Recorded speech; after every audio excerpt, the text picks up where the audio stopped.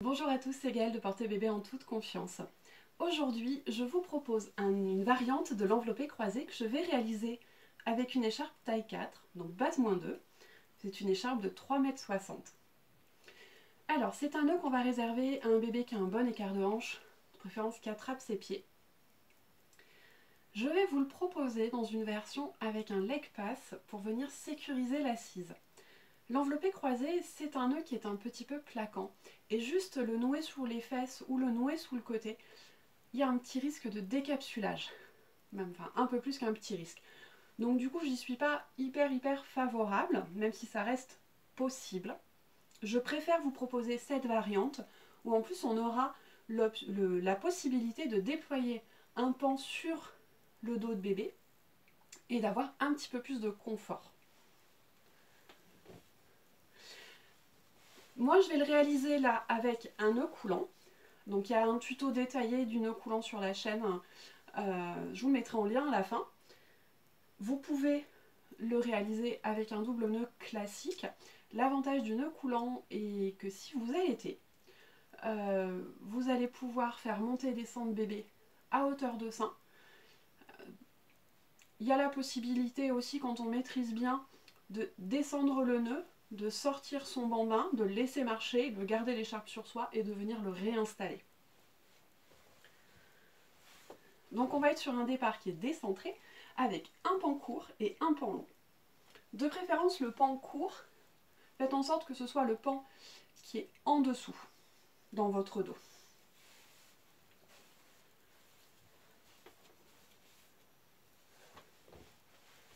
Du coup, je ramène en premier mon pan court. Si vous faites un nœud coulant, pan court comme ça, c'est très bien, puisque vous allez devoir tourner avec l'autre pan autour, que ce pan-là ne bougera pas. Si vous faites un double nœud, vous laissez quelques centimètres de plus que ça, c'est bien.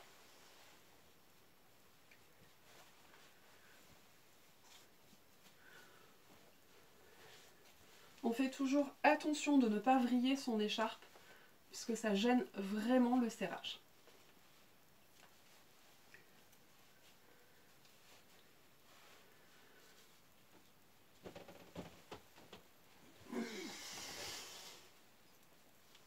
Je passe ma main dans ma corde, j'attrape les pieds.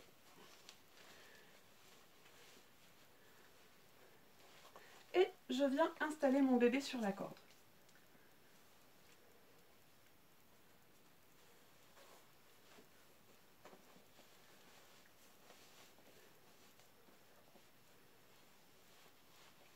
Alors j'hésite pas vraiment à bien pousser le tissu entre ses jambes. Je vais faire un premier pli par pli sur mon pan court. Alors la difficulté là, c'est de ne pas perdre votre tension. Donc moi je me retrouve souvent à le coincer, alors ou avec mon bras sur le dos de bébé, mais bon, c'est pas... On le resserre un petit peu après. Vous pouvez le tenir et dans ce cas-là, faire votre pli par pli d'une seule main si vous êtes suffisamment à l'aise avec ça.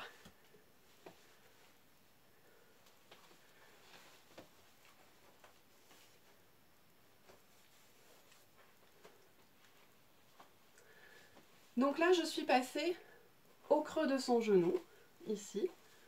Et quand j'arrive de l'autre côté, je vais venir passer derrière sa jambe pour venir créer mon leg pass et sécuriser mon installation. Maintenant, je vais pouvoir faire mon nœud coulant. Donc je vais tourner autour de ce pan. Je passe devant, derrière, je reviens, je ressors par au-dessus, je repasse devant. Voilà, j'ai tourné autour de ce pan-ci et je passe dans ma boucle. Alors là, je sais, le nœud coulant, vous ne le voyez pas, mais vraiment, n'hésitez pas à aller regarder le tuto du nœud coulant et à vous entraîner. Serrez-le bien, votre nœud coulant. Donc là, on manque un petit peu de serrage. Donc on va faire remonter le nœud sur le pan.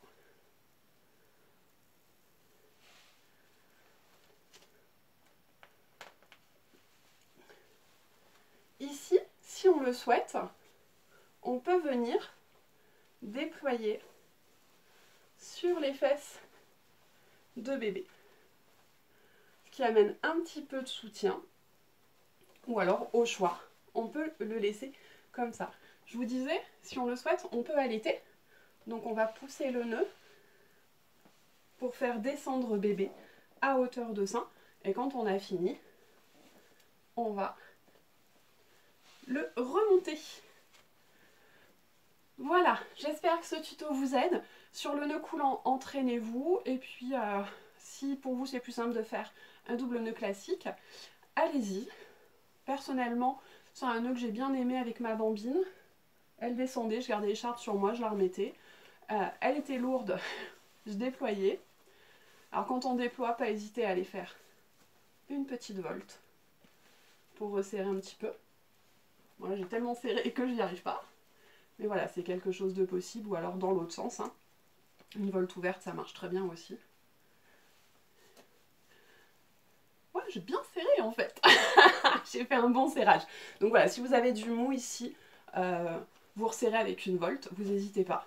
Moi, il semble que non, j'ai serré comme une malade, donc j'ai pas de mou.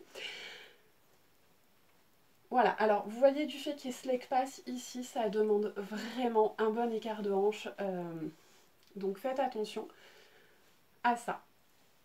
Moi, je vous retrouve bientôt pour d'autres tutos. N'hésitez pas à partager, à vous abonner à la chaîne et à me laisser un commentaire. Et je vous dis à très bientôt. Au revoir.